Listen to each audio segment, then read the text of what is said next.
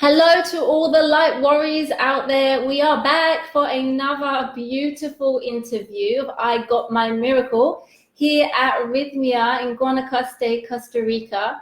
It's an amazing, incredible, beautiful healing retreat center where people basically come to leave all their shit, all their baggage, all their traumas, all their I'm not good enoughs, and they leave it here with us, and we recycle it all back into love. But it's just a beautiful place to come and heal, come and connect back with your soul. It's one of the most truly magnificent places on the earth. And if you'd like to see and find out some more information about it, then go and check out Mrs. Moon's Medicine on YouTube. And we've got Thrive 2 coming out soon as well. There's also The Reality of Truth, which is on YouTube. You've got, Shit the Moon Said, which is Jerry's book, or A Story of Sex, Drugs, and Ayahuasca, all about how the moon picked him to put this place together and make this place come to reality so that we all have this safe haven, this medically licensed retreat center where we can heal and drink plant medicine in such a safe and secure way. It's so beautiful and incredibly warming to know that there is a place like this, because you can drink medicine all over the world, but to have the reassurance of the medical team here and the support here is absolutely incredible. And I'm super honored to have been here for like 2 years now. So it's been a journey. It's been beautiful. It's been a lot of growth, that's for sure.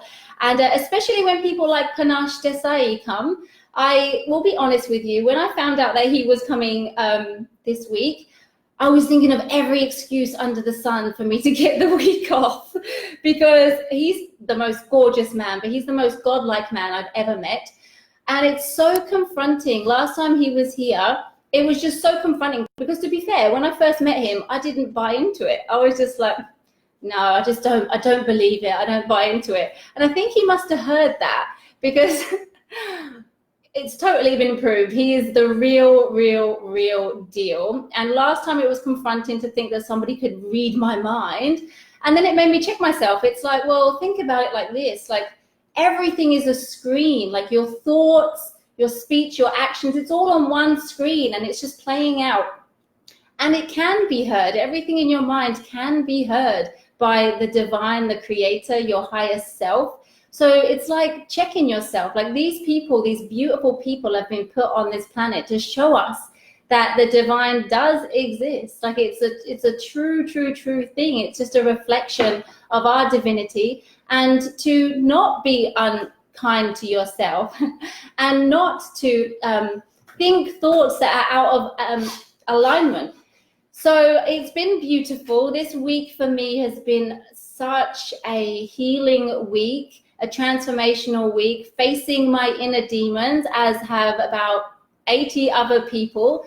It's just really beautiful that we have these incredible thought leaders that get to come here and teach us. And Panache has been my biggest teacher and will be forever. It's just a very beautiful thing to witness somebody who truly is connected to pure consciousness. He truly can hear and see and feel everything you're feeling. He knows you better than you know you, in a way, and it's glorious. So if you have not met Panache, I urge you to, because it will help you to grow and evolve and raise your level of consciousness like never before.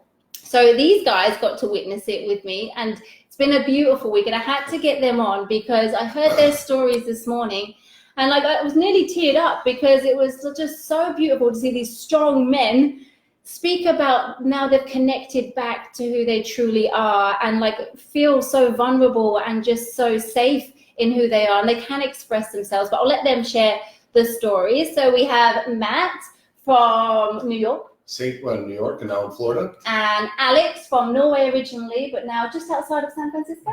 That's right. Perfect. So let's get into it.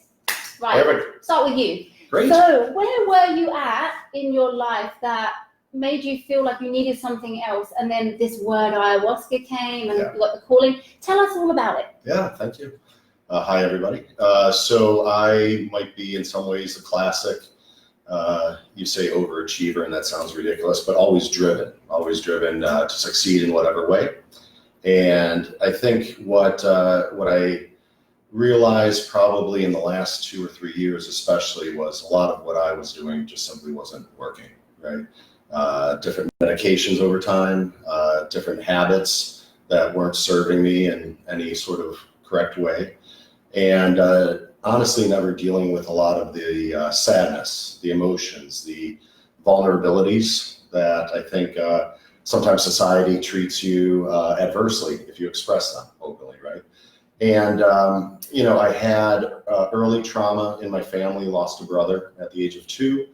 Unfortunately, lost another brother about 4 years ago to suicide.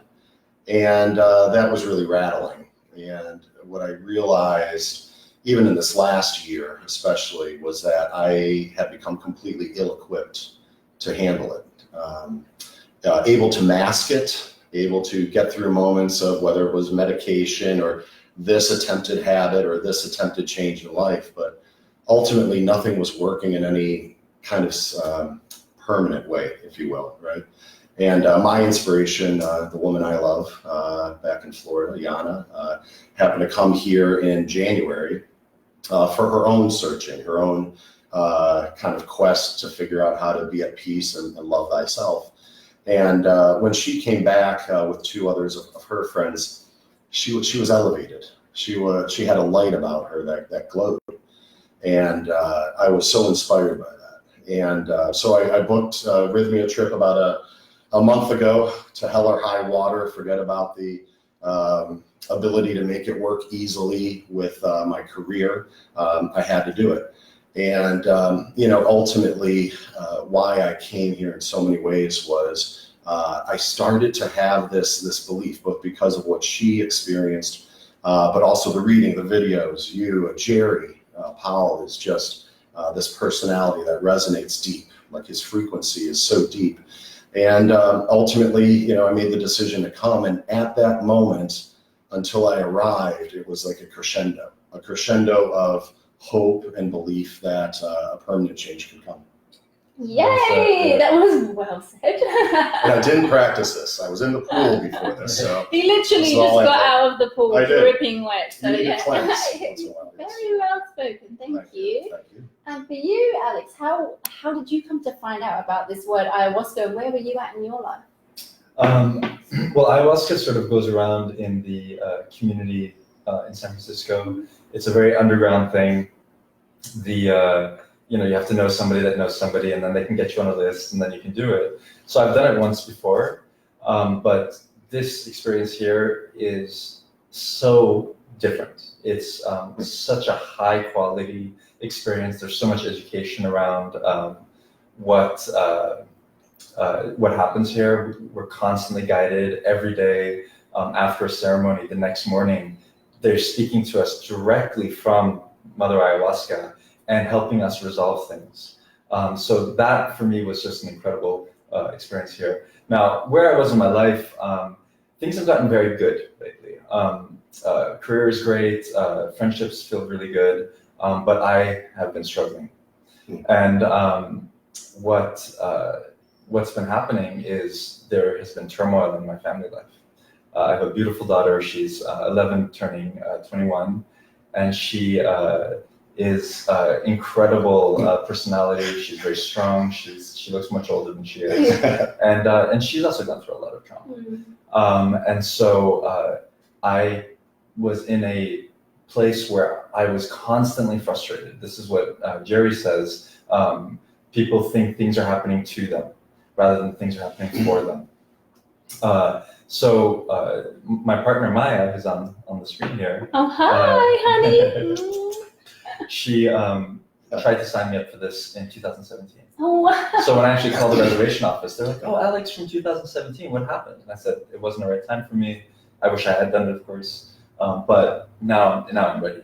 So women know. Yeah, exactly. We know women. But you have to be ready. So it's like we can like push you in one direction, but it's just not from you. But if you're ready, listen to that and make that decision. Yeah. Don't be scared. Yeah. Don't be scared. Exactly. And so took time off and came here, and I'm so grateful for this experience. It's been totally. just incredible meeting everybody, and exactly. we've connected and had just incredible, experience bonding. Aw, you And guys, at one man. point, he actually kind of saved my life in the night, We did. where he came and spoke through such a place of love and understanding through what I was going through, which I hadn't even expressed at that point. I still was working out, and I still was trying to understand, and that really elevated me. That was on Tuesday night, and that was unbelievable. And then, of course, Raven really helped me. Team Fairy coming through. She's amazing. If you believe in magic, or even if you don't believe in magic, when you witness the people here and the love, it is a level of just this disbelief in how unconditionally people love you here for this week. It's unbelievable. It's unbelievable. It's such a pure love. There's no false energy. No. People are just directly speaking from their heart. We witnessed miracles all week. So now I know God exists. Yes. Magic is real. This is a game that we're playing. We've come here to set up the pieces in our own life. We travel in so that we can solve this puzzle. Yeah. And we can solve this with this community that we've met here and built. So what actually ends up happening, can I describe sort of what I see as the 3 stages? Yeah. Okay, so you can learn a lot from Alex, by the way, 24 hours a day. I've experienced that, so please. Okay, so we're all attached to a story, and this story is our beliefs, and our beliefs create our thoughts create our emotions, and our emotions create our reality.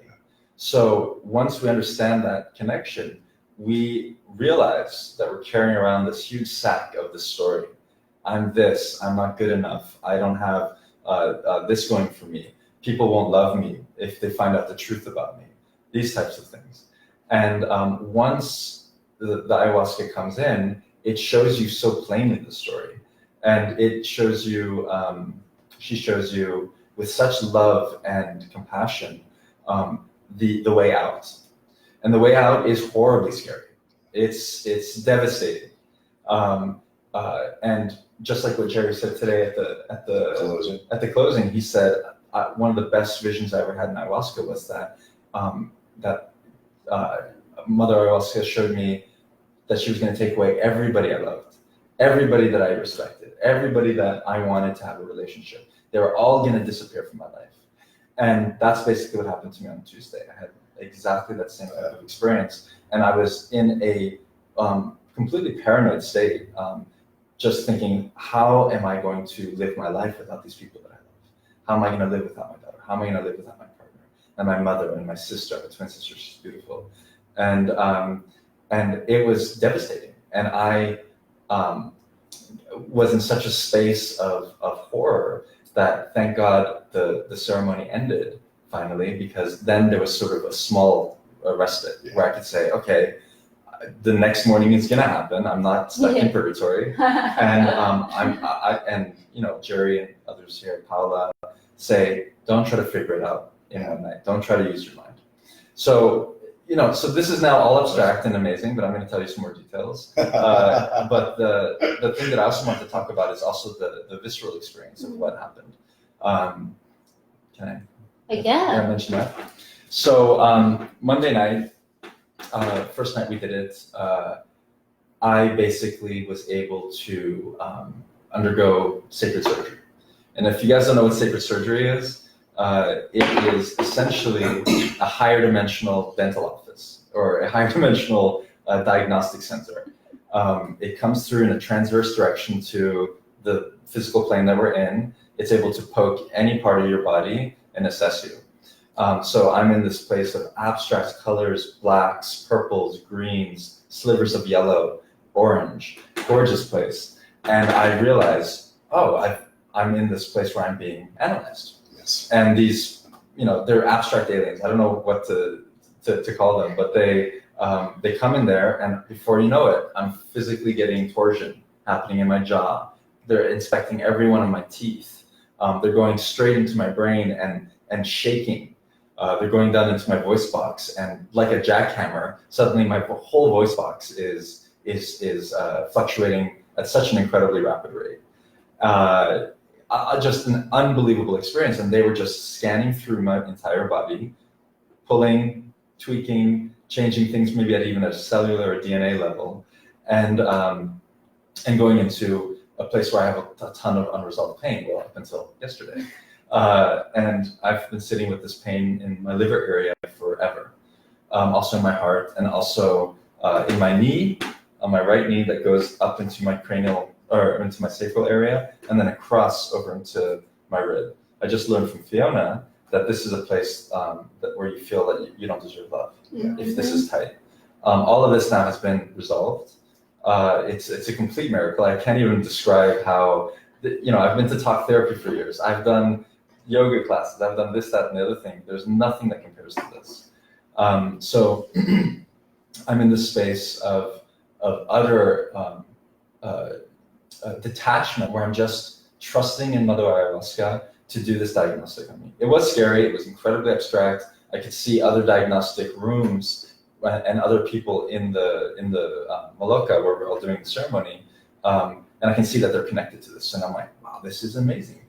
My eyes aren't open, but I can see everybody who was in it. And sure enough, next day when they all raised their hands, it was the same people I saw. Oh, wow. And so, I was just going to say, I love how you said you was practicing like being detached, because like you were saying before, when you feel like you're going to lose everybody, like the medicine is just teaching you like just to not be attached to anything. And then once you can let it go, it frees you. It's like there's non-attachment. You're like, you complete me, or you're this, or you're. It's just like, no, I'm good. Like, and this is good. This is not forever. So she teaches us in such beautiful ways. I can't believe that everyone like was on the diagnostic.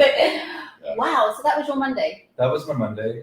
Something else happened on Monday that I want to share. Go for it. So after the diagnostic, we took another round of the drink, and at that point, it went to a place where it went from this sort of abstract diagnostic to a completely gorgeous psychedelic bathhouse. So now I'm in this bathhouse, and I'm in these pools of water, and all types of light beings are coming, and they're doing full-on energy work, and it's like Reiki or something, where you just feel tons of energy moving through you. And there was something so nurturing about this place, where in this space where I could see myself almost like, I don't know if you guys have ever seen these batik prints that they make in Sumatra, but they're these special types of statues that they have a very sort of elongated face. They're very beautiful, and they have all types of beautiful colors on them. I was that in this space. And I'm sitting in what seems like a room, but it's full of just flowing energy coming to me. And the whole time I'm thinking of this pain here, and I'm saying to myself, I don't know how to resolve this pain. I have no idea how to do it. And as it's happening, as I'm searching this pain here, there's a wave of nausea that runs across the room, and people are puking everywhere. And so I started feeling like, wow, they are taking this energy and channeling it for me, which was an incredible experience, because as you know, everybody, we're all in it together. We're connected completely. And then as I'm feeling these things, they're helping me resolve it, even though I can't resolve it yet. So that was an incredible experience. It was very trippy, because you realize, wow, we're all connected. We are. There's energy that's flowing between us here. Later in the night, they explained that that there's always balance in the ayahuasca ceremony. So if there's tons of people puking, there's also an equal number of people that are completely calm and relaxed. So that night I acted as a sink rather than the source of this puke, and had a very beautiful experience. Yeah, Toto Bonito and the Colombian tribe, they say that all four like visions, the Pinta, the Consulta, everything is always present in every ceremony, like literally. It's so even the nada, when people think that nothing is happening, it's just always there's something happening. Well, that was me. That was the nada, nothing, I guess you can think about. Was mine was much more. My pain has always been in my head, right? The what makes you successful at work and career-wise, and the thinking and overthinking and overanalyzing, driving completion of projects, and controlling people's efforts, right? it builds over time where you're trying to deal with all these emotions, from traumas, from relationships, from anything that happens in life by overthinking, right? And the first day for me was all frustration, just this buildup of nothing's happening. And that nothing happening, because of the expectations, you come in for the first time thinking it's going to be this utter euphoric psychedelic trip like a Grateful Dead show or whatever. And ultimately, I walked up to the shaman and he's asking, well, what's happening? I was like, nothing. But I'm starting to feel anxious and disappointed and frustrated. And all he did is look, he said, good. Yeah. Good, she's showing you. Good. And I'm like, what the hell is she showing me? Come on, I want to see the light show. And but what ended up on Monday and then following into Tuesday was this constant buildup of really just this overwhelming sense of loathing that I've had for myself, because I've never been able to really deal with the heart and the emotions, because I've been trying to analyze it up here, fix it with thought, fix it with force, fix it with I can control, and ultimately you can't control anything, right? And relax, nothing is under control. nothing's under control, and it's hard when you're built up not to be vulnerable in whatever your career is, whatever your life is, whatever your relationships are, and it's overwhelming to try to accept that, right? And it really took until Wednesday before I started to experience what the true intention ultimately that I was meant to explore was how to love with my heart versus think in my head. And so Monday and Tuesday was very much in your head, very working much through that.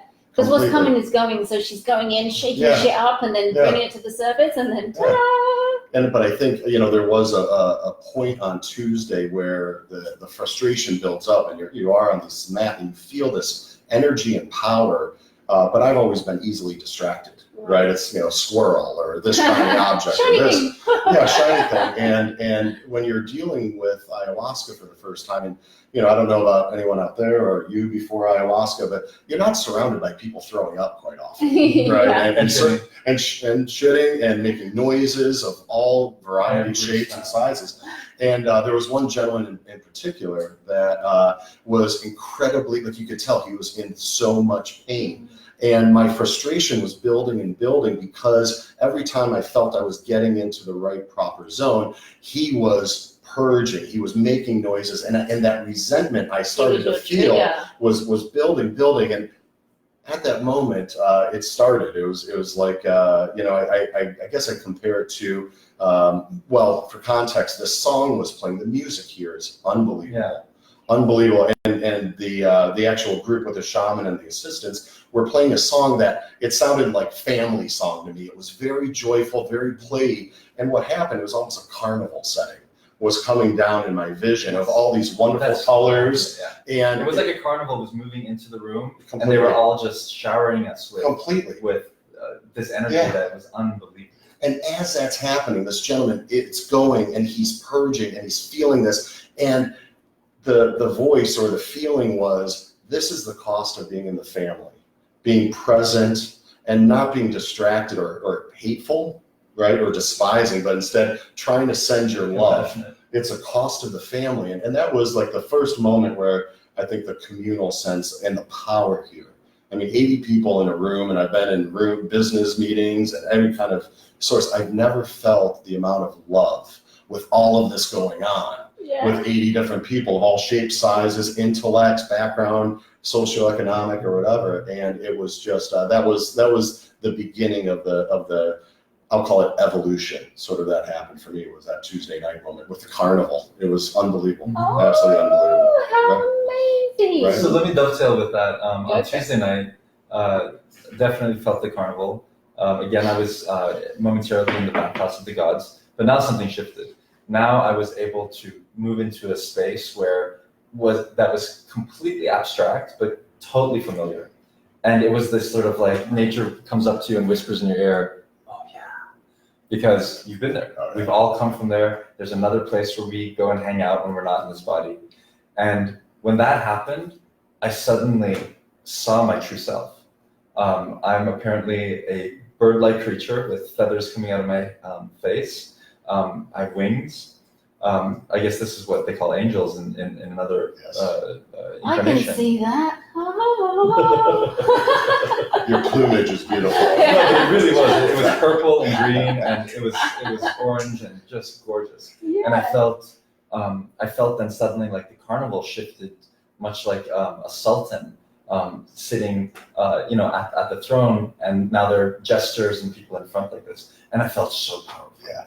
And then I would be playing with this, and it was like I was suddenly in a playground of juicy energy that I was able to move, and I could flow over and feel what other people were feeling, and I'm sitting there going like, holy shit, this is the power that we've all wanted, and it's pure. It's not powerful to control. It's powerful to love. And Yes. this for me was I love that. Soft power. Yes. Unconditional love. Yep. Unconditional love Yeah. wins all, trumps all. I love that. How beautiful. Anything else from Tuesday? Yeah, so then Tuesday after the second drink got really rough. I got very paranoid, and as I described earlier, I felt like I was going to lose everybody in my life. I didn't know how to deal with it, and then something very weird happened. And guys, please take this with a grain of salt. This is what happens when the story that you've been telling yourself, that you've been trying to live, tries to. This is tries to good. So now I suffocate you. remember this. Tries to suffocate you. Okay. I suddenly became completely convinced that I was going to spend 300 years around the Maloka, and until I could resolve the pain in me, I was never coming out of the state, and it was unbelievable. And I then tried to. You're supposed to have sacred silence. You're not supposed to, or honorable silence. Noble silence. Noble silence. Noble silence. And you're not supposed to talk to anybody. But of course, you have a beautiful fire pit, and that's where Grandfather Fire goes. And people can go out there, and there's a little bit of like looking at each other and being like, oh. But that didn't even exist that night. And I started feeling incredibly alone, just unbelievably alone. And it started raining. Remember, it just rained, and it rained for what seemed like hours. And I'm just sitting there in front of the fire, and time seems to have stopped. And I'm just wondering. And then finally, I just say, I'll do anything to reconnect with my soul. Just tell me what to do. I will do anything right now. And I'm lying in front of the fire, watching it, giving the pain to the fire, trying to get it out. And finally, I feel so alone, and I see this man. And you probably didn't know this. No. But she asked us to be in this interview. I didn't even know he was going to be here. Ah, yes. I asked both of them because they both had epic stories. And then I say, Matt, I need some support, And he comes over and whispers in my ear, I'm so proud of you. I wish I could do what you were doing right now. You're doing so great. And I felt just like, wow, at least this guy is communicating with me. Then I started feeling better, and then I called Raven over, and luckily and I was asking people for cigarettes. People weren't even giving me cigarettes. Like, it was... Actually, no one was listening to it. Yeah, no one was listening. I think they were scared because you were kind of hugging Grandpa Fire. Yeah. So they were kind of worried about flame impact. But I thought it was lovely. Oh my gosh, it was incredible. But then Raven comes over, and she just tells me, she goes, why do you have to live this story? Yeah. And I say, I don't want to anymore. And she goes, just give it to the fire. And that's when everything changed. Yeah. Then suddenly the music changed. The music had been, the same song had been playing for 300 years. And I was just going crazy. I'm like, I'm so tired of this song. But then everything changed, and everybody got swept back into the Maloka, and we closed the night. And I was there praying to God, to Mother Ayahuasca, thank you for stopping this hell that I'm going through. Thank you so much. And then I went home, and I was so grateful. And, the food the next day tasted just totally incredible. I had so much love for everybody. Everybody was coming up and embracing me. Just hugs from men and women and everybody. You hug everybody. Yeah, you just hug everybody. It's definitely a hugging place. And I think what you find here is it doesn't seem to be a perfect crescendo. It doesn't appear to be a decrescendo. It's a valley and hills as you're evolving. And, as Alex is going through that, I'm sitting on the floor with all this frustration happening and building, and I'm starting to get so angry, and all those vulnerabilities are coming out. And while Alex was worried about being in purgatory for 300 years or whatnot, he he said something. He's like, "Where's Jerry? Let's go get Jerry." Oh yeah, I made a big right? mistake. And I'm an old deadhead, so I'm thinking like, "Where's Jerry Garcia?" But he met Jerry Powell, and it broke that. It broke that moment of just intense sadness, and I started laughing uncontrollably. And everybody in the room started, Yeah. like 40% of the room started laughing, and then I just felt judged, and I was just like, what am I And gonna do you went now? to the fire. And then I went out to the fire, and And you're not supposed to talk, and I was like, where is Jerry? Exactly. Like, I need to talk to the main guy here because I want out. Like, this doesn't make any sense. We get that a lot. There's a fair few people that mid-ceremony want to refund. speak to Jerry, like Exactly. this is, something's not right, Yeah. but it's like, no, it's like trust the medicine. in serendipity or whatnot, I walk out to Grandpa Fire, and Grandpa Fire, the power behind him and his ability to accept. Anything. Anything. Just turn it into powder. And I'm Ashes. working on getting out this anxiety and getting out this frustration, and I have sort of a moment where it feels like I'm so grateful at that moment to have had that experience with Grandpa, right? And Alex calls my name, and I turn to him and I walk over to him, and we had that moment and that hug. And then what we find is like those moments of just being able to, that commune, that ability to really feel each other Oh, it's amazing. is unbelievable here. And it was, I think, a moment for both of us. And that one guy said that he'd never hugged a guy and Andre. didn't want to. You never hug the guy. And he said in the closing that it was the first time he'd ever hugged anyone. I think he said Panache was the first guy, and then after that it was just hug fest all around. And it's like, a big hug. I mean, And he's a big guy. Yeah. Big Canadian, man. Yeah. You feel the impact of that. Yeah, that's why I brought you guys on, because it like just shows like you're getting in touch with like the feminine, vulnerable side, and it's the only way we create the balance, because there's this crazy masculine ruling energy that's happening in the world, and like drinking more medicine and connecting into yourself and really living in truth and living in this beautiful, vulnerable state of love. It's what we fucking need. Yeah. We need it because All the it's we do. Yeah. And thank you for being the example. It's beautiful beyond belief. You can be a successful, strong male and still be very in touch with your whatever that balance. And I have 3 daughters, so I certainly could have learned all these lessons maybe a bit prior to them Oh, it's becoming all perfect. teenagers, but it's all perfect. Oh, they That's can. actually something I want to speak to. Yeah. It really is all perfect. There is the story that you have, the husband that mistreats you, the boss, the whatever it is. They're all gifts in your life. Everything is perfect once you understand that you don't have to live your story. You can give it up completely and be free. Yeah. And that type of shift, I can't imagine a more valuable experience for people to do. Oops, come here. It's complete magic. And also just a little shout out to everybody that made this possible, because this is such an organized place. The food is high vibrational. I've never had such delicious food. There's variety. There's delicious organic salad. There's fruits of all kinds. There's every type of yummy lentil dish that you want. There's these yummy little vegan cakes. Balls. Yeah.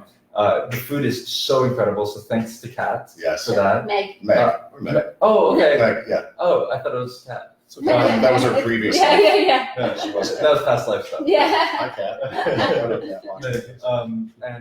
And then also, we're all in this beautiful Maloka together, and everybody's puking and coming in and out with muddy feet and stuff, and they clean it every day, Oh yeah. and we never even had to do anything there, and just that allows you to completely focus inwards, so you don't have to okay guys, we're all gonna do laundry together now. No, Jerry's very good at keeping like everybody like in their place to keep it clean. Balance. Yeah, because it's all about cleanliness. It's all about keeping the vibration high. You don't want to be like walking into the Maloka the next morning and there's puke buckets. It's like, no, that shit gets cleaned straight away. Oh, the crew comes in and they're like, wow, man, the stories they might be able to tell along the way, right? So, yeah. should we get to Wednesday? Yeah, let's do How was Wednesday. Wednesday for you? Wednesday was very mellow. It was ladies' night, so that means we had a female shaman. Sarah? And also another thing you should know is that every night the ayahuasca is different, and it's different in a completely predictable way that the shaman knows. So they say, today it's going to be like this. Tuesday it's going to be a little bit more psychedelic. sure enough, it was deep and beautiful. Just so much beauty. Brad's brew on Tuesday. Yeah, Brad's homebrew. I mean, this is a magic potion. Everybody should have this. So when you go up to him with these questions or these frustrations, and he's like, perfect. Yeah, it's yeah, doing exactly what it should do. yeah. I'm like, okay, I'll trust that. Yeah.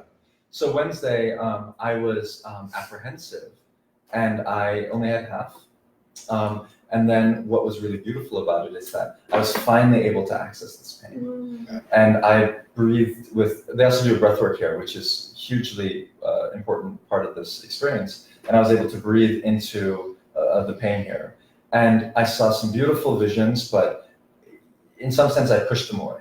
I just said, I don't need to go back into the soul body right now. I just want to work on aligning my body breath here. So that's sort of what happened there. At the end of the night, I started feeling incredibly alone and sad. And so Wednesday was a very difficult night for me as well. Yeah. And then Then we'll get to Thursday, which Thursday. Yeah. I think Wednesday was a continuation for me. It all sorts of the 4 chapters kind of coalesce. Wednesday, sort of certainly from morning until mid-afternoon, was a lot of those emotions that had come out were so raw, and they were manifesting a bit even on Wednesday morning. I was walking around feeling really angry still, really frustrated that a miracle as defined by your expectations had not happened. And I was catching myself in classes and talking to people from home just with no patience, irritability. Every single trigger that could come up was working, right, in a very negative way. And then I think at 3 o'clock that afternoon is when Sarah, the shaman for the night, came in and was explaining what would happen in the ceremony. And it was literally the moment she started talking, with her presence, with her peace, and Yana, the lady who I love back in St. Pete, she had predicted that Wednesday would be my day. And there, once Sarah started talking, this calm started, this incredible calm for me. And from that moment up until walking into the ceremony, it was a crescendo of sort of feeling peace and feeling trust that the path of evolution and whatnot was working.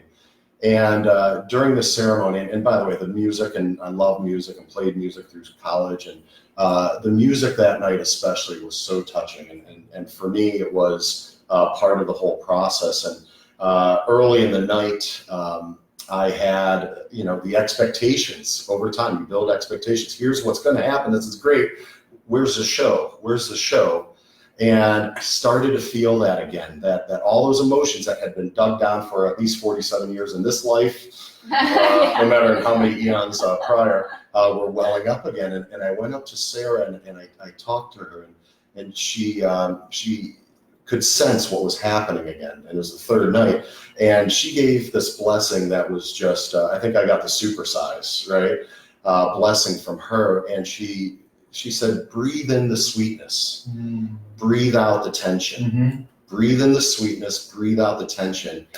Literally walked over, laid down on the mattress, which I had positioned myself right by where she was sitting, right? I wanted to feel that energy, which for me was all love. It was all love.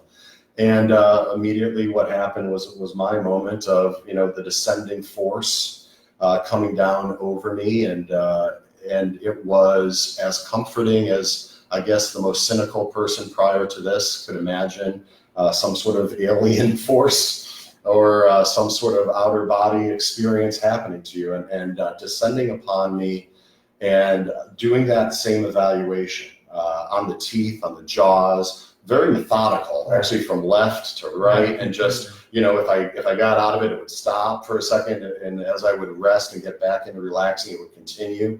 But it really focused in on my heart, right, for me. And I had thought I don't trust anybody. I don't know how to love. I want to get over this anxiety.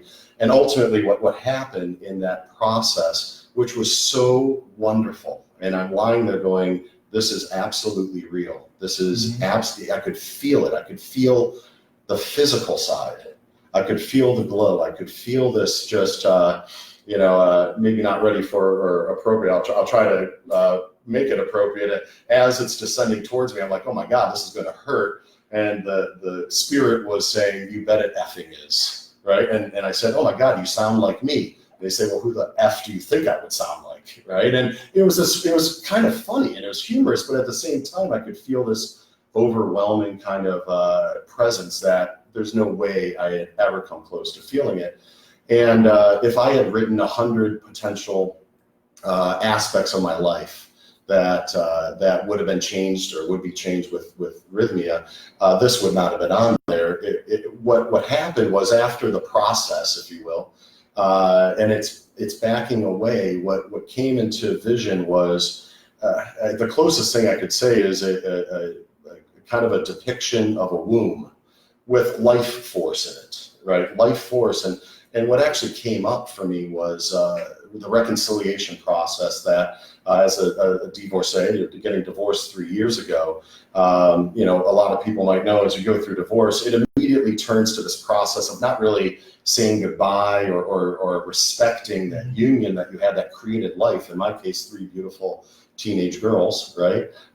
You sort of quickly move on. That's a level of pain that I think without reconciling, it wells up and it takes advantage of all the pain from your entire life. And my ex-wife's vision or image came up, and it wasn't about reunifying or anything like that. It was more value that union you had that created 3 lives. 3 beautiful lives, and make sure that you respect that and admire it and relish in that fact versus dismissing it and making it yet another thing just push down.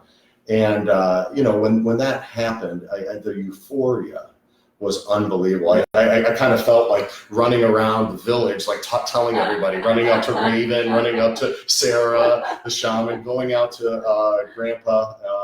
Yeah, but the one thing, and I'll pause to resonate for me, as I went outside and just sort of to relax and experience this just in the calm of nature outside, this beautiful song started to play. And I walked out into the open, a bit into the rain, and just started dancing, right? And dancing with my love from home. And I truly felt connected. Like it was almost like I was opened up in a way to love again from here versus overthinking up here. Yes. And Haja, one of the ladies here, afterwards, she told me that she had seen me walk away from Grandpa Fire into nature. And she said that she had never seen someone's face transform like that, to utter euphoria in such a real way that was in many ways my miracle story for the night. To just be able to make sure and see some success. You come into this with goals, objectives, and success in your outside life. This was the moment where I understood that all that process of welling pain and getting the pain out those first 2 nights, it's worth it. It's the work, and it's so painful, but ultimately you have this moment that makes you accept the pain, which, because my God, how it transforms you in that moment's incredible. Wow. I'm I'm fucking feeling your euphoria. We started this term, some of reverse pieology, which is taking a rotten apple and turning it into an apple pie. And it's almost like of the soul. That's what and that's almost what it felt like, just turning all this mess that you have inside of you, no matter how successful you are, no matter how objectively your career or whatever outside is, you still are just putting all this rot down in you because you don't deal with it. And by dealing with it here in this community with this love, it's unbelievable. It's so amazing, because now think of the ripple effect of you healing yourself, Exactly. like in all areas of your life, but especially like your 3 beautiful daughters and your new love, and your ex-love. It's like you can you still have to have that love and communication. You said, you created life, and now you have that appreciation for it. Life is so binary. Yeah. If you don't love, you have to hate. If it's not good, it has to be bad. It's like, no, it's just part of you that you can accept. Yeah. Even if it's a vulnerability. Well done. That's amazing. Your story really triggered my heart this morning. So I just thought, there's so many people out there that are walking around. Well, from my personal experience, my mum and dad split up when I was 13. They haven't fucking spoken since. And I'm 35, I think. 35? Yeah, 35. So, you know, they haven't spoken since I was 30. They haven't spoke one word. And like the effect that has had on everybody, but them as well. So it's like, I mean, I'm trying to work to get them to come here. I mean, my mum said that she was going to come for the next women's one in March. So that's a start. I hope she's watching. Yeah. Mom, we Candice love wants you here. Yeah. And I don't know if my dad will ever will, but at least with my mum. Let me talk to him. Okay, yeah. We'll Okay. talk to Okay. Fox. Yes. I love you. Thank you. So how was yours? I don't know, Thursday or what? Wednesday? Did you do Wednesday? I did Wednesday. Thursday. Let's go to Thursday. Okay. So Thursday was incredible. I was feeling, suddenly it went from people lining up outside being all like, oh God, what's it tonight going to be? Everybody was euphoric. And so there has been a huge transformation that's happened. And it was like a party. Like people were like, I'm going to lie here. Oh, next to you. High five. Whoa. And there was just a lot of love. There's about 25 people here that I've really had a deep connection with. And I ended up being next to a guy named Jerry who I really love. He's like, he's just amazing. And his wife was across from me over here, and then his daughter was way off on the other side of the room. Incredible family. And they're such a beautiful family, beautiful. and it's just incredible to meet these people. And I'm visiting them in Germany, so it'll be really great. Keep it going. But now we have Mitra.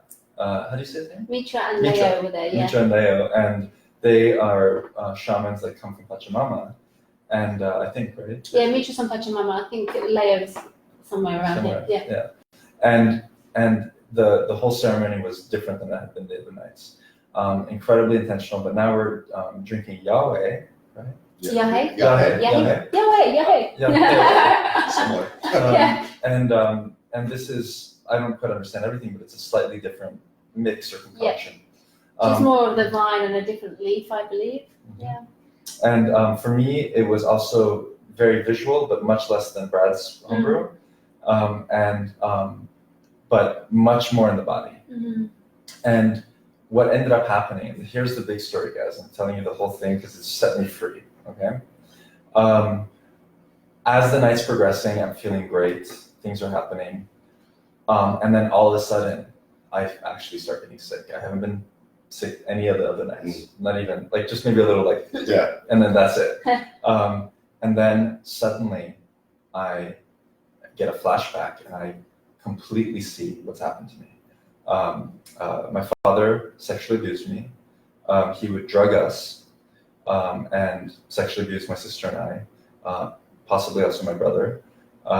And I was sitting there with so much anger and pain from this. And it was like I was right there and it was happening to me. And I felt so disgusted and so angry. And so what happened, thanks guys.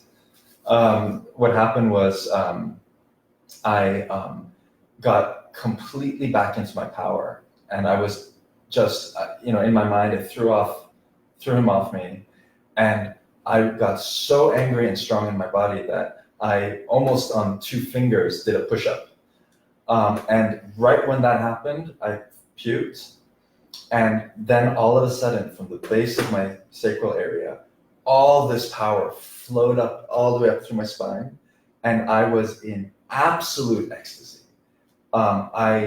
Is that when you were dancing? I was crazy. I basically did Kundalini yoga nonstop for about 8 hours. I didn't have a sip of water. I didn't do anything. I was in a constant dance with myself, and I suddenly then went up through every one of my chakras and was able to move all this energy. And I forgave my father. I love him so much. I saw the abuse that he went through coming from Hungary. I just completely forgave him, loved him, spoke to him in the other world. He's actually been reincarnated now, so he's actually here. And I gave him a lot of love, and gave so much love to my mom, who had to deal with all this too. My sister, my brother, everybody in my life that had been hurt by him. And then I was in a state of absolute ecstasy. I was doing these movements where I'm wrapping my arm around this way and then tumbling across and then opening up my neck. And as I was, all this wind energy was going. And then, of course, every time I did that, wind would come in through the room. So, there was like a complete connection with the spirit. And I kept on moving. I would do all types of stuff on my back. I realized that the energy that I've had has been all above my heart. I've had intellect, I've had all this stuff that all my life has served me, but it hasn't actually been rooted in this deep connection here. So for me, this was just one of the most incredible, I mean, it was a complete miracle. I was in total ecstasy. I was on my back, dancing, moving, and basically once that started happening, other people in the room started having their revelations and their energy. So I'm not saying I started it. It might have been started by somebody else, but I certainly kept that party going for at least 8 hours. The momentum around the room. The momentum just completely changed, and the music changed, and other than a few people, the puking kind of subsided. Yeah. It got calm. It got calm, and then the music got so good. We had, I forget his name, but the guitar player and the singer. What? That was Leo's son. Leo's son, yeah. That's his son? Yeah. Oh my God, that guy was amazing. And then I started singing, and this has been something that my partner, she's an amazing singer-songwriter. She's right here in Maya Dorn. Go to mayadorn.com, you can see all her music. She's amazing, and she's been trying to teach me how to sing, and I've always had an issue with that. But now I was singing the songs that he was playing, and I was singing so beautifully, and it was just coming out of me like a wellspring.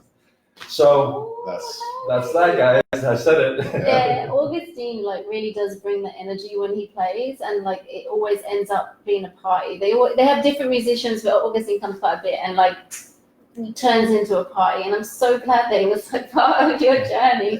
Doing Kundalini for 8 hours. It was unbelievable. I just had infinite energy. Oh, how amazing! And then I couldn't even believe that it got light outside. I'm like, I know. I thought maybe an hour had gone by. But, this probably started before midnight, and then it got light outside about 5:30. Yeah, this is one of the first nights that I've received. There was a lot of helpers, and I just thought, you know what, first couple of hours I'll receive, and it ended up there were just so many helpers that I could just kind of I got probably the drunkest I've ever got. I've been drunk in a physical sense, but I think internally I went so deep and healed so much trauma that I didn't even know I had. And it's so trippy because I took the first real breath I've ever taken, if you know what I mean. It was and I kept doing that all night, and I was like, oh my God, I fucking released the heavy energy, and I'm finally breathing, and I'm free. I'm finally free. And it was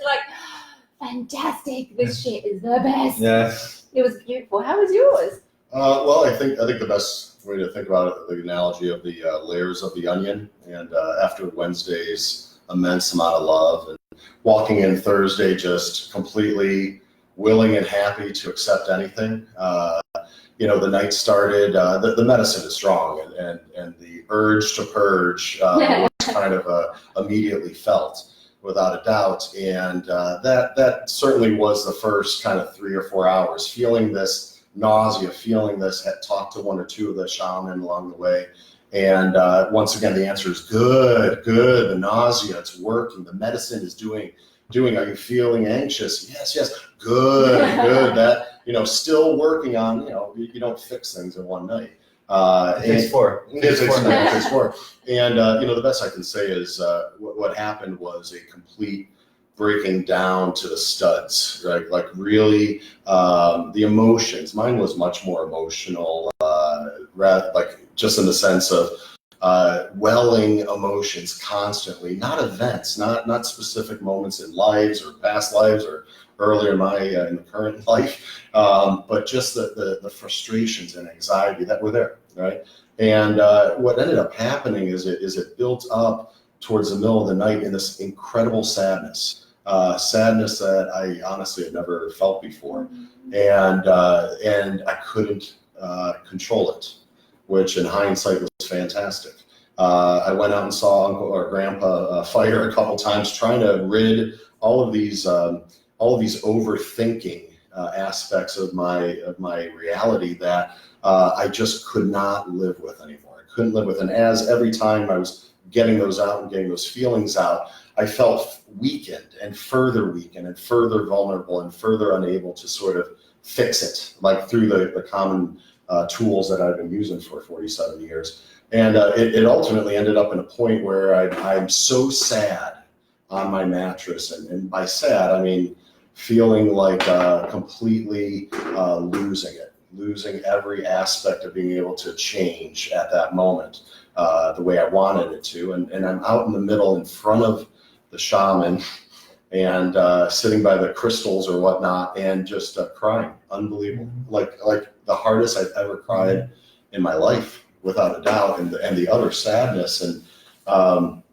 you know, you go through this, and it felt like I was literally there for an hour, just crying. And at one point, I opened my eyes and I have two shaman, and for Brad and Sarah actually standing over me. And I said to myself, God, I must be a really sorry sight if you wake up with two shaman over you, blessing you. You know, you kind of know that it's working, but holy cow, you don't experience that often. And the love of them. And then the love of several people around the room, people I'd only talked to once, you know, just walking by, and you could tell, or, you know, they put their hands like on my head or on my shoulders, just giving that love that was there, just in a really, in a way that, you know, collective state of healing, right? And I felt, it was odd, by the end of this, I was as exhausted as I've ever been. I was empty as I'd ever been. Empty meaning like both from a physical, emotional, and it felt like a spiritual side. But the difference between that and all the frustrations of normal life, or life outside, so to speak, is I was so happy because and at the closing ceremony, going up to the main shaman there, and he had seen me through the night, and I found out ultimately he had sent the two other shaman over to me because he saw or felt all the pain, and he said, you have done amazing work, and this change in your life is permanent. So take advantage of it, move forward. And even that love, hearing it from someone so wise, it gave me such a sense of hope coming out of there. And ever since, you know, Friday morning on, you know, the exhaustion, I don't know that I've gone with 2 hours or 3 hours of sleep for 5-6 days like this, and yet still felt powerful. And that sort of moved into Friday, just constantly feeling energized in a way that I couldn't have expected. Ultimately leading to breath work last night on Friday, which I think for an hour and a half or whatnot, it was magical. It was unbelievable, just the way that your breath can sort of rise up inside you and build that sense of power within you, because the answer is within you. And Jesus, your breath that's the one element that, come on, take advantage of it. And we actually had a moment, and there were probably 55 or so people in the class, where it's called toning, right? The letting go of emotion and relaxing. It built up across the room into this wave where everyone is just, it was so tribal, and it was so beautiful, and it was everyone just letting go of this, of what does not serve you. And, you know, I had this moment where I just had light coming down and light surrounding me. And one of the helpers had done some work on my feet to pull the energy that was building through this process through my complete body. And I asked her after, how long did you have your hands on my feet? And she's like, 30 seconds. I thought it was 10 full minutes. I thought that presence, and I think ultimately it was just the love, not just of the people going through this, everyone that works here. But because you're energetically sensitive as well, you can still feel the energy there, just of the love and the presence. It's amazing. Had you done breath work before coming here? No, but next Saturday I am in St. Petersburg. And Christian is just absolutely incredible. So we're going to do the, is it 500 breaths? 100 breaths. 100 breaths. Right, so 5 minutes, not 2.5 minutes. Yes. So that is the important side of this is 50%. And then 50% is what you do after here. Definitely. Right. I think between yoga, meditation, but for me, breath work resonated. Oh, do it every day. Because you control it. You allow it to really have such a wonderful impact on you. And I just want to make sure that's a daily practice. Definitely. You have to have a daily practice. And whatever you choose that you love, like, you know, that will resonate with you, is obviously you're going to do more of it. Absolutely. How was breath work for you? Breathwork on Sunday. I had my first miracle. Like when you first got here? When I first got here, and it was incredible. I basically Had saw. you done it before? Never. Oh. I saw how the universe is born, how it repairs itself, how it can go through vast emptiness without even flinching, and how it can then recreate itself in other domains. I wouldn't even call them in part of the same space. So for me, that was an incredible thing. Breathwork yesterday was good, but nothing happened. And I think it's just because He's so I vibing. already had it happen. Like it was just. You're done for the You week. didn't want to get greedy. Yeah. You're gonna have to come back. Yeah. Breathwork today in 2.5 hours. Yes. Right? Yeah. You gonna go? Yeah. Of course. Without a doubt. Yeah. And and another aspect that I wanted to talk about is on Thursday they then get you in a half circle around the shaman, and they go with the Waira, which is this incredible thing that makes sound, and it also feels incredible on your skin. And then they anoint you with oils, and they do blessings, and they make all these popping sounds. And do you know how to make these sounds? Huh? When they do the whoosh out. Whoosh, in the car wash, and you feel like you're in a car wash. You're in a spiritual car wash, and it's incredible how it helps get that last bit of stuff out. After that, I went back and had another, hour or so of just complete ecstasy yoga. And it's amazing. I love you guys. Oh, I love you too. I love this. This community is so been beautiful. So many miracles this week. I'll just share a few that I can remember. So there's a goddess, Maria, who is here. She came here not that long ago. She's from Ireland, and she's from a very rough family. And so when she came here last time, I noticed her, and she was very hard-faced, very angry, and it was Thursday, and she was not getting it, because she admitted that she just wasn't letting the mother come in. And so I had a nice talk with her on that Thursday. And then I put her in a mattress by me, and she finally let her in, but it wasn't to the degree where she felt like she got it. So Dr. Jeff so kindly brought her back here so that she could really get it, because she was very resistant. The trouble is when you're resistant to the medicine and you're blocking, it can be harder for her to come in, which is why we say stay tired, just stay in surrender mode and trust. Well, I just spoke to her, and she said that she feels miraculous, her exact word. She said she's never been so connected to her soul. She looks different. Yeah. She's beaming. Yeah. She's shining. She's completely soft in her face. Her eyes are beautiful now. Yeah. We just had a cigarette together. We were just talking about all types of stuff, and she's just so open and present. She was not like that last time. No. I'm like, even when she came in this time, Yeah, I mean, she was a bit softer, but last time I was just like, fuck, we've got some work to do. But now it's like she said she's going to come here quarterly. She's like, I need to come here quarterly. I need to check in. I need to stay connected with you all. It was just miraculous. And there was this other lady who said that she's constantly having like breaking her neck or having some neck pain. Do you remember the lady at the back? And she said that she saw that she was hung in a past life, and she's had her jaw replaced, and she saw that she was shot in a past life. She said that and she keeps feeling the pain over and over again. And she said she had a strong dislike for Panache. Yeah. She said that when she met him, she was just like, I don't like him. She didn't know what it was. She just didn't like him. And then so Panache is like doing his meditation, and we're all like sitting there, and he's saying, forgive, let it go, forgive, let it go. And she's like fighting up against him, like, fuck, I'm not forgiving, and all this. And then she just let go of it all, and just it healed her in such a way. And she stood up and she told Panache, she said, I didn't like you.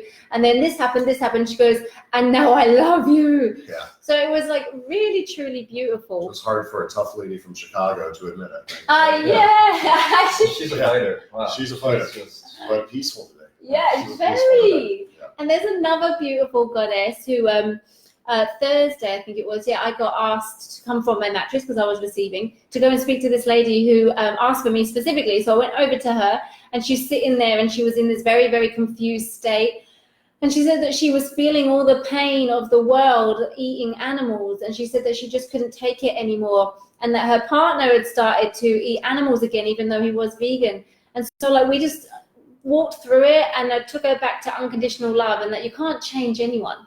All you can do is change yourself. And if you're sticking to your truth and living in such pure love and unconditional love for him, doing that as well, because it's his choice, then the right frequency will come together and it will all make perfect sense.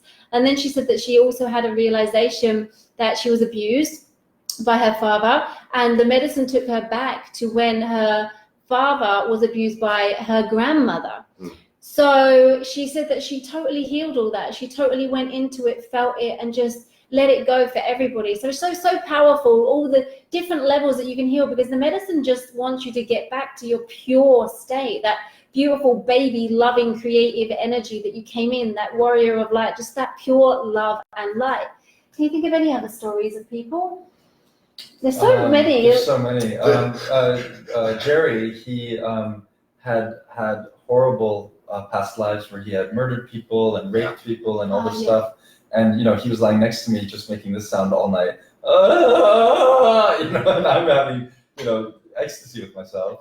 And finally, when the morning came around, we just laid right across from each other like this, just looking into each other's eyes. And his eyes, I could see all the different past lives. And he was just looking at me like, wow. And we were just having this complete energy bind together. And it was just, psychic abilities completely are possible. You're totally open. As long as you start opening up these things. I mean, I'm thinking I should just end everything I do and just become a shaman. Yeah, do it. This is, this is the way to live life, to really, truly experience humanity, is what I finally did in this last week. Well done. I'm so proud. Hashar had the situation where she had a trauma her mother had gone through at childbirth, went into a coma. Yes. Right? And that level of guilt, holy cow, it obviously should have been weighing on her forever. And ultimately her miracle happened through giving birth to herself, right? Yeah. In some ways, and forgiveness. And she said that wisdom was there to be her midwife and helped her through it and blessed the water and everything. And wisdom is a person. Yes, yeah, sorry. Galaxy's a dog. Yeah. Wisdom is Christian Metzger. Yeah, beautiful. So, and I think speaking about Jerry and Anya and Anna, the beautiful family, Anna has played a pivotal role in my week, because Tuesday, I was walking around with a lot of fear because I wanted to heal Panash's wife and everybody, because I really wanted to help her go through it. And then I had this fear, who the fuck am I to go and heal Panash's wife when Panache is God? I was just and then all this fear came in, I'm not good enough, I'm not this, I'm not that. And all this fear, and I swear down, Panache set this whole thing up, because all of a sudden, because I know he can hear everything that's going on in my fucking mind. So I'm apologizing in my mind. I'm really sorry. I'm going to get to her. I just need to get over my my fear. And then literally I go over to the front, and Anna is there, who is Jerry and Anya's daughter. She's beautiful inside and out. And the funny thing is, I didn't even realize it was her. So I went over to her and she's crying her eyes out, and she's like, I'm so scared. I'm so fearful. I can't let it go. I'm just so scared. And I was like, ditto. And I was like, we're going to help each other through this. And then I gave her this beautiful healing, and I was doing it for both of us. And guess what? Panache walked past and was doing his shaman chants, because he's going to be a shaman. And he just looked at me, and I was like, I fucking knew he has sent me over here to heal this in myself, because we are each other. We are mirror reflections. And so once I'd done that, Anna said that she'd never felt so beautiful inside, so healed and so safe and so protected. And I felt that afterwards too. And I just went straight over to Panache's son, gave him a healing. And I was like, this is so glorious and beautiful to know that we are all one. It's when you get that realization and you really get it, it's what you see in me, you have, good or bad. If you're judging somebody, it's a part in you that needs to be healed. And Panache is my biggest teacher, because he keeps coming back here, and I keep stepping up a level with my healings, and just the way I am, the way I think, the way I speak, just getting my thoughts, my speech, my actions in alignment. So thank you, Panache. It's confronting as fuck, but I love you so much. I was so overwhelmed. I mean, I was struggling and weak Friday morning after Thursdays, and you think the shaman are all powerful, and how could they get any help from any other being, so to speak, around them? But to have Mita was the shaman, and he allowed Panache to sit next to him and basically provide the sweet water blessings on people, right, towards the end of the service or during the service, and then even after the ceremony. Sorry, Mida's thanking Panache. And it was such this beautiful moment because you had this buildup like the shaman, okay, they know it all, they have it all, and Mida's talking about how on phone calls, Panache is helping him, changing one word or focusing on one perception that Mida had and trying to rearrange that in a more positive kind of energy. Yeah. And I'd say, like, as humbled as I was at that moment, it was wonderful to sort of see a shaman's able to show vulnerability of not being benevolent and allowing another non-shaman to have such a meaningful impact on them. And it was just lovely. Well, that astounded me too, because when I spoke to Mitra after, he said that they built up a beautiful connection and they were like helping each other, just correcting each other, and like really communicate. Like that was before, like, you know, doing like the medicine ceremonies, but on the medicine he can like hear like the communication that they have to help each other is mind blowing. And Panache even said to me that Taita Juanito, who's the head of the Colombian tribe, he allowed Panache to touch his head and bless his head, and nobody touches his head, right? And so he said that it was such an honor and such a blessing because, I mean, Panache, he's special. He's been given this gift. I don't know if I would be able to handle hearing what everybody can fucking think, because there's all this, there's everything. You can hear everything. But he said that it was just such a beautiful thing, and I really feel like the evolution of Panache is like a shaman, like to step into that, and then for Mitra to also utilize Mitra and Taita and all the crew to become close with somebody like Panache, just like powers combined will just explode into just pure love and helping the universe. But it's like, you know, the synergy, as Panache talks about so much, the golden age we're in with all the news and the bad. And I understand now why the focus on not watching mainstream or any news sort of leading up to Rythmia, because all it is sadness. Yeah. You know, bad news sells, killing cells. But at the end of the day, you know, from economics to life expectancy to birth rates and everything, we're actually in a wonderful golden age, right? And so Panache has that as a message. And that's ultimately what the shaman's talking about. Focus on the positive, focus on the spiritual side, focus on the community that we are, you know, not the differences in the good and bad, but the alignment. And the big lesson I got from watching like two powerhouses like join forces was, like you said, like the humility and the vulnerability, and they're both in their stance, but yet they're not too strong-headed to listen to somebody's opinion who is operating from love, like, and vulnerability. That's what I loved about it, because Mitra was saying that in his community, there's a lot of, you know, people that are just so connected to their spiritual identity that you can't teach them anything. They won't learn anything.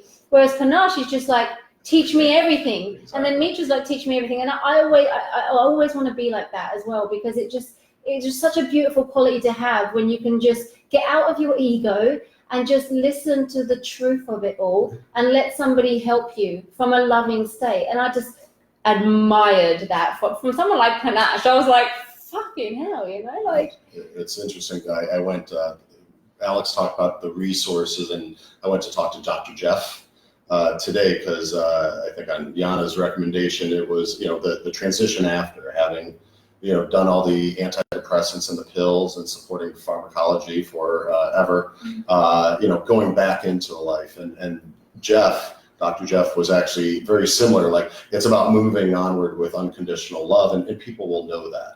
And if you can stay in that state, right, through all the challenges and the ups and downs, and when people are bringing issues, problems towards you, how do you love them for the fact that they cared enough to bring it to you? How do you love them for the fact that they trust you enough to help, whatever the situation, instead of being judgmental and being frustrated, being anxious? And, you know, it's such a great message to have leaving here, that across the board, the love that you gave in yoga class, great yoga teacher, by the way. Yeah. That's a little wonderfully unconventional. And the funniest line today was, if someone is giving you grief, just drop down and do a happy baby in front of them and see how it all changes. Yeah. I think I'm going to try to use that somewhere along the way. Send me the video. Exactly. Yeah. But really, just the consistency throughout the week, throughout the classes, the workshops, the breath work, the ceremonies. Everything's different. Everyone's experience is different. But ultimately, just the you come from having whatever expectations you have to only leaving here with the knowledge that this is truth in every single way. And I would say that there is no such thing as fear. Fear is holding you back, and don't feel it. I mean, feel it if you want to. Or feel the fear and do it anyway. Yeah. What is it? Fear is life. I love my life, therefore I love fear. Right? And is it false evidence appearing real? Yeah. Right. And fear also, a good technique if you guys come here and do this, is when fear rises up, say to yourself, "You're so cute." I'm so cute when I'm changes the whole relationship. I'm so cute when I'm breaking down. Fantastic. Oh, That's you good. guys are so That's good. amazing. Yeah. Seriously. Wow. Thank you for being like the perfect balance in all this, to get it, to let it in, and then to go out and just be the love and be receptive, you know, and going and speaking to your ex and she's going to be like, who the fuck are you? Exactly. What happened? She might write you. Yeah, she might call you. That's okay. Anyone in St. Petersburg, Call me, Florida, babe. I'll verify this. Get some of my mates from One St. second. Pete. There we go. Sorry, someone was calling me Hannah. Hi, Club Hannah. Yeah. So, sorry, did you want to say something else? No. I just I think going out with the different type of presence is going to be fantastic, and the intention, but not expectations, not judgmental, not so quick to trigger. Right. That was my challenge coming in. Was I had so many triggers, right? But now I know I can, I will. Right? You will so much. Well done. So what would you say to somebody that has got the calling, but aren't listening to it per se? Like calling to make come, a change. To come to drink medicine. Like what happened with you. It's like you somebody had the calling for you, but then you were like no. If somebody was getting the calling and they were just like, oh, I don't know, I'm scared. Like, what would you say about coming here? I would say this shit works. You just got to do it. Yeah. And don't be afraid. And don't be afraid. When you talk to a 75, I think your lady who saw herself as a panther, that's her spiritual animal, witnessed God last night. She's not bullshit. Yeah. She's not. And she was so genuinely in love with this entire process, the path, that, and people with such intense traumas in their life and events, and coming through this with such love and the glow and the energy, it's effervescent, right? I love it. So take it. I actually already signed up to come back. Yeah. So and I'm definitely coming back within the year. Right. So we're gonna try to schedule the same time, so we can meet at Grandpa Fire. Oh, you guys, we get a lot of people that do that. Like it's just like you're so vulnerable together, and you form this beautiful tribe, and then you just want to come and reunite and do it all again. Let's go deeper. Exactly. Yeah. Thank you. Oh, thank you. Fantastic in every way. Seriously. Thank you. So I have loved being here for 2 years, but I must say this is a little bit of a bittersweet interview because this is going to be my last live. I know, I didn't say anything. Yeah, I knew I had to make it special for bring it. Yeah, I'm going to go traveling and I'm going to go and do some more yoga teacher training because I know that I need to give more in the yoga sense. So Jerry and Jeff and everyone have so kindly let me go off for 6 months or whatever, just to go and train and get better and just evolve and just take some rest. And it's going to be beautiful. And I know that you're going to be in the safest of hands here. It's the most amazing place. It's just really a very, very, very special place. So definitely come, get your miracles and let me know all about it because I know that you seriously, when you come here and experience this, you're just going to emerge this whole brand new shiny person, like merged with your soul, healed heart, and move on in pure love. Can I show everybody? Yes, show everybody. I'll look at the comments. So this is the little boy that I was when I was young. Yes. There he is. So we say we say to get this on your phone. So in my talk on Thursday, I say get yourself a picture of yourself as your youngest person and this ever. guy travels with me right here now. And you take him everywhere with you. I take him everywhere right now. And any decision I make, do I want to go, drink? Do I want to do a line of Coke? Whatever it is. Yeah, it's like, would I give that baby the Coke? Would I ever want my little kid to do that? No. It's a really good tool. It's like getting the Ankh. So when you get the Ankh, it's a symbol of you coming home to you. And it's just a constant reminder. Like if I'm ever thinking like anything untoward, I'll just look at my aunt and I'll be like, no, I've come home to me. That's the true me. And then the picture of yourself as a child on your phone. These are all tools that can keep you like on the straight and narrow. Yeah. So let's check out some comments. Edgar French, hey Candice, I love you so much, Edgar. You were such an amazing part of this Rythmia journey. Hey Tammy, goddess. Maggie, can't wait until the end of September. Yay, it's going to be epic. You're going to love it. And September, we're closed for the month because it's heavy rain. It's been raining a little bit since Taita came. It's all like the weather just changed, but it's beautiful now. So after September, it'll all be gorgeous again. Becky, thank you so very much for sharing. Aw, they're good, aren't they? Good at talking, both of you. I loved it when you said it was high quality here, and that the medicine is guiding everybody, because I never really thought about it like that. I mean, I do think about it like that, but to hear it said like that, like this is a high quality place and everybody is that's guided by the medicine. Right. A long way since Jerry did it for the first time in someone's garage with a mold on the side walls. Yes, this is yes. Okay. Hey Deborah, hey Teddy, hey Laurie. Steve, dude in the middle has. It's just because I'm sitting back. Dude. I'm sitting way back there. No. Alex has a very big head. yeah. It's because of my fat face is at the front. Don't worry. I'll take the fat face on. This happened last time as well, because I looked back. You get stuck in the back, like down into the side. I looked back at it and I could see like a few guys I'm intimidated by. Like the first time I met Alex, up until that hug at Grandpa Fire, man, you got a power about you. Well, yeah, you do. It's that angelic. Yeah. Don't fucking mess power. Okay, so I just made my fucking day, because I thought that the last time when the lady was in the middle, and I was like, oh my god, she looks so tiny in comparison to me. I look like I've got the fattest head ever. So Marina says, I totally see that. And similar to your brain.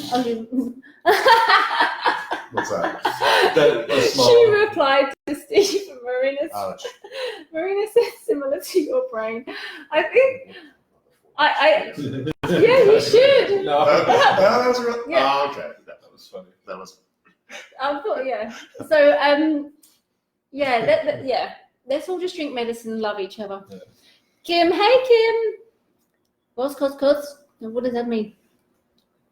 Hi Vanessa, you got us. Oh, I missed that pure laughter. Oh, I love you so much. Hey Angel. Edgar, you guys are mind blowing. Yeah. Edgar, you might be too, my man. Edgar's amazing. Like, he's a really good guy. He was a bit reluctant to drink as much medicine, but he's coming back and he's gonna drink more, right? Good inner self. Hey Louis. Hey Veronica. Been a yummy best food it is. Meg does amazing. True that. Hey Rita. Hey Diana. Is that Yana? Liana, hi Yana. I love you. Yes, I love her. She, one of her visions was to send me away, and it's ended up sending me here from Florida to here. So that is 100%. So I got to thank her 1,000,000%. Thank you, honey. Well done, honey. My love. So Vanessa says, your voice reminds her of Dr. Jeff. I was actually, when you were talking about Dr. Jeff, I was sitting there thinking, fuck, what a trip. You actually look and sound like him. It's kind of funny. When I met him today for the first time, you seriously you could be twins. Like, it's probably crazy. Like twins, I think. Aww. Sherry, what a beautiful and amazing story. Vanessa, Bradbury, oh my God. Yeah, Vanessa's got that right. Angel, thank you for sharing your amazing stories. Vanessa, the music is so moving. It so is. Hi, Joanne. Hi, Julia. Isan, great live. Thank you for sharing. You are so welcome. We don't have a YouTube link to the music, but there's an aftercare package that we do here. We got that. How many bottles? How many extra bottles? I'm probably going to get another one. Yeah. It really works. Okay, speak to me after. Yeah. Okay. Sherry, how lucky are we to be part of a generation of people that can reach out and experience plant medicine, and it helped us to get in touch with who we really are and see everything with opened eyes, and it's amazing time in the history of man that we can do this. I know. Exactly. Wow. I was thinking the other day, like, I've been here 2 years and I was thinking, how long would it take me to get to the point that I'm at now, where I'm finally getting the unconditional love thing? Like, I really am, like, really, really, really grasping it. And I'm like, how long would that take me, like, in real time? Like, I mean, I know if you have a practice, it's definitely good, like, every day. But I'm definitely going to be drinking medicine. This is like forever. Supersonic. Yeah, it's just a quick way, because you No just doubt. keep healing. You keep going deeper.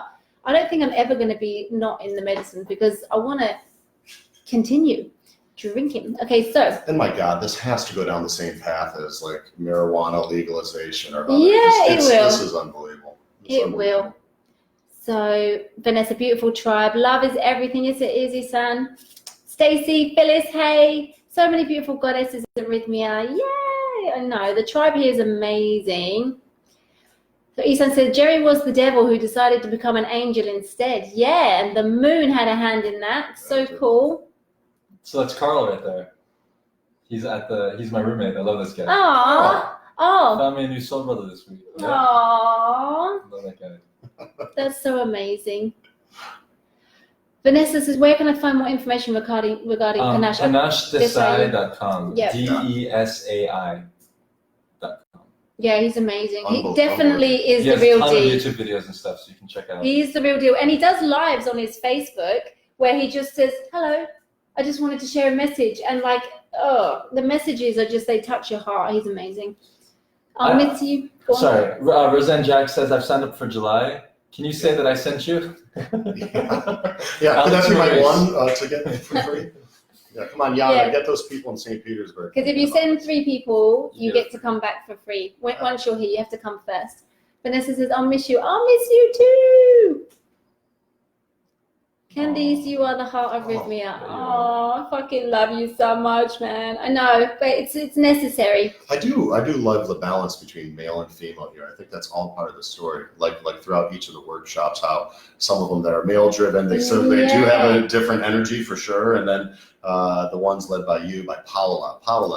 Yeah, solid. She's a little pocket rocket. Yeah, she is. Fucking love her so much. Insane. She's going to get married next Deep breath year. in. Yeah. Release. She's amazing.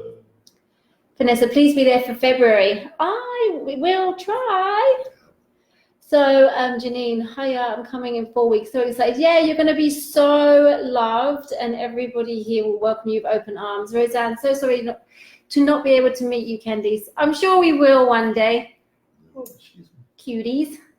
We will miss you, Candice. Thanks, Karen. I love you so much. I'm going to miss it here. You don't understand. Like, I won't cry, but I do love this place, and it has been so magical. But sometimes it's just time to go and, like, spread your wings and just go and learn more shit. Like, I mean, I'm learning so much here, but I want to go and do more yoga. It's time for your walkabout. Yeah, it's time for my walkabout. And anyway, it means I can come and spread the love and, spread the Rythmia away elsewhere, and talk about Rythmia in different places and help people if they want to come here and stuff. It's just more freedom for me to come and help people from afar. Okay, so St. Alex and Virgin Candies. Oh, must buy that elixir. Yes, you must. Oh, you already got it. Okay, plant medicine for life. And Alwyn said, hey. So that is it from us. Do you have any last words? Which is so articulate. I love my family. I love Maya, Dorn, and I'm so grateful for you for sending me here.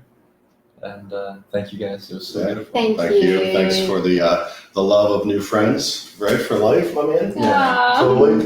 Totally. Can I get in on the hug? Yeah, totally. Love. This is the last Facebook Live hug that Candice will have for a while. She'll be back.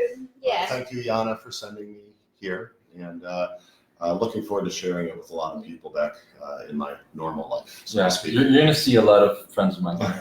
Yeah, send them all. Unbelievable. Yeah, the more people that drink medicine, the better. It's just like we just become, the network effect. And we're going back to the level of consciousness that we were at. When the ancient Egyptians were ruling, we were all high-level consciousness.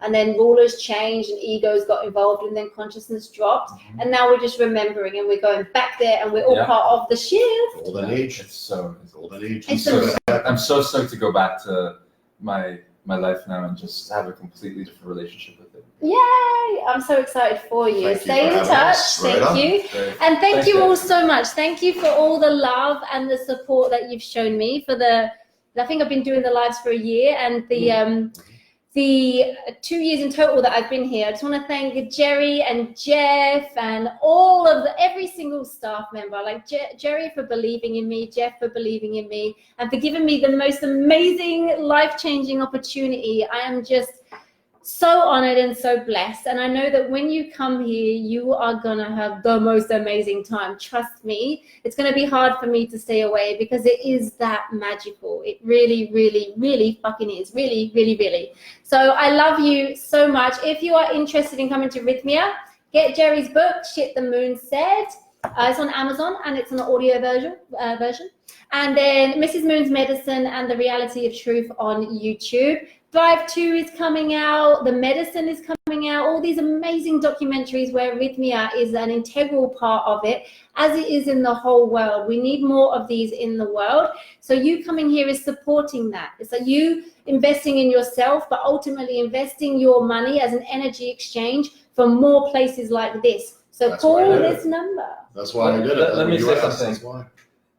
$5,000 is so worth it for this experience. It's so high quality and wonderful. And just think about it. You're going to prevent every medical bill in your future. You're going to be able to heal different parts of your body. You're going to not have to go to talk therapy all the time. Whatever it is, this is by far a pittance of a amount of money considering all the other junk that we spend it on. I cried 3 days during yoga. I cried probably collectively for about 22 hours. And I could not imagine a better vacation, for the soul. So you have to come here.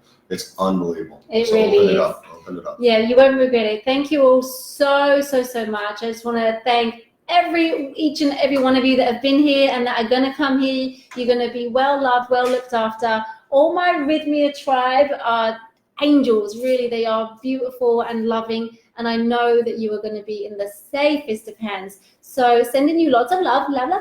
Thank you for joining. And I will speak to you some point soon. I'm not sure when. Okay, bye.